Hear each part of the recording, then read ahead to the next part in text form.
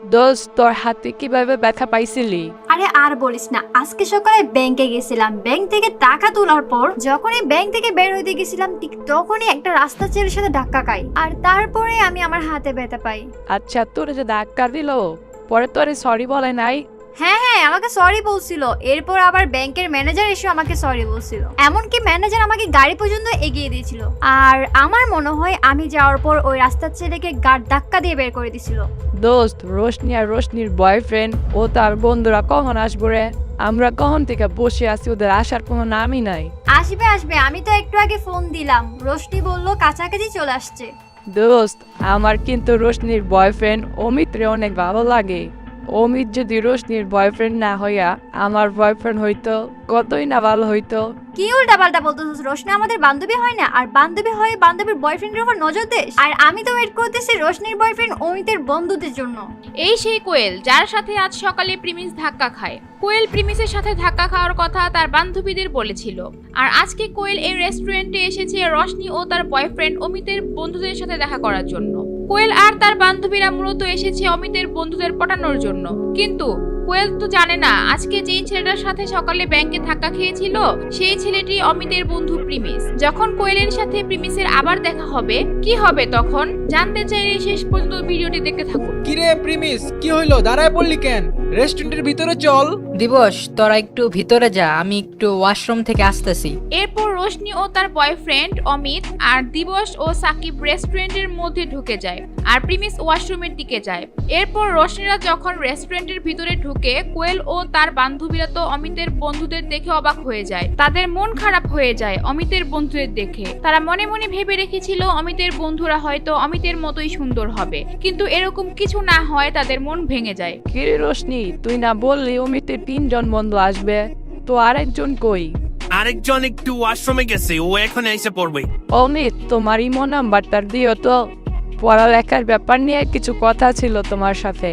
অমিত তো ইমোটিমো এগুলা চালাই না, আর অমিত তো পড়ালেখা তেমন করে না, আমার সাথেই কলে বিজি থাকে। সবাই যখন টেবিলে একসাথে বসেছিল, ওই টেবিলে শুধুমাত্র একটি চেয়ারই খালি ছিল, আর ওই চেয়ারটিতে প্রিমিস এসে বসবে। রোশনির বান্ধবীরা তো অমিতের বন্ধুদের দেখে মন খারাপ করেছিল। যখনই শুনেছে আরেকজন আসবে, তখন তারা ভেবেছিল ওই ছেলেটি মনে হয় অমিতের মতো হ্যান্ডসাম হবে। আর ঠিক তখনই ওইখানে হাজির হয় অমিতের বন্ধু প্রিমিস। প্রিমিস আসার পর দূর থেকেই কোয়েলকে দেখে চিনে ফেলে। শুধু তাই নয়, কোয়েলও প্রিমিসকে দেখে চিনে ফেলে। এখন কোয়েল কি প্রিমিসকে অপমান করবে? আর প্রিমিস কি তা সহ্য করে নেবে, নাকি সেও তার পাওয়ার দেখিয়ে দিবে? কিরে প্রিমিস, তুই তো এখানে দাঁড়িয়ে থাকবি নাকি এখানে এসে বসবি?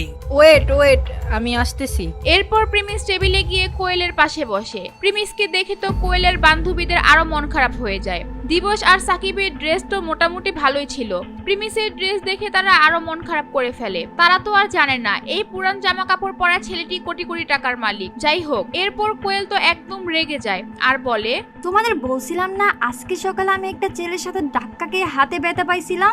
সেই ছেলেটা আর কেউ না, এই প্রিমিস। এটা শুনে তো সবাই অবাক হয়ে যায়। আর প্রিমিস মাথা নিচু করে মন খারাপ করে বসে থাকে, সে কোনো কথাই বলে না। সো গাইস, আমরা ভিডিওটা এখনই শুরু করব। তো এর আগে একটা ভাইয়ের সাথে আপনাদেরকে পরিচয় করে দিই, যার কাছ থেকে আমি ফ্রি ফায়ার ডায়মন্ড অফ করি। চাইলে আপনারাও ডায়মন্ড অফ করতে পারেন। তো সে 100% ট্রাস্টেড এন্ড কম দামে ডায়মন্ড দিয়ে থাকে। তো যারা ফ্রি ফায়ার খেলেন এবং ফ্রি ফায়ার ডায়মন্ড অফ করেন, তার কাছ থেকে নিতে পারেন। তো তার হোয়াটসঅ্যাপ নাম্বার আর ইমো নাম্বার আমি দিয়ে দিলাম, তো তার কাছে কিন্তু যোগাযোগ করতে পারেন। না না না, আমি আর এক মুহূর্তে এখানে থাকতে পারবো না। এই পাগলের সাথে বসে আমাদের লাঞ্চ করতে হবে? কখনোই না। আমি আগে জানলে জীবনে এখানে আসতাম না। কিরে প্রিমিস, তুই কিছু বলতেছিস না কেন? তুই কি আসলে কোয়েলের সাথে ধাক্কা খাইছিলি? হ্যাঁ, ওনার সাথে আমার ধাক্কা লাগছিল, আর আমি সাথে সাথে ওনাকে সরিও বলছি। আর ওইটা তো একটা অ্যাক্সিডেন্ট ছিল। আরে কোয়েল, প্রিমিস এমন ছেলেই না।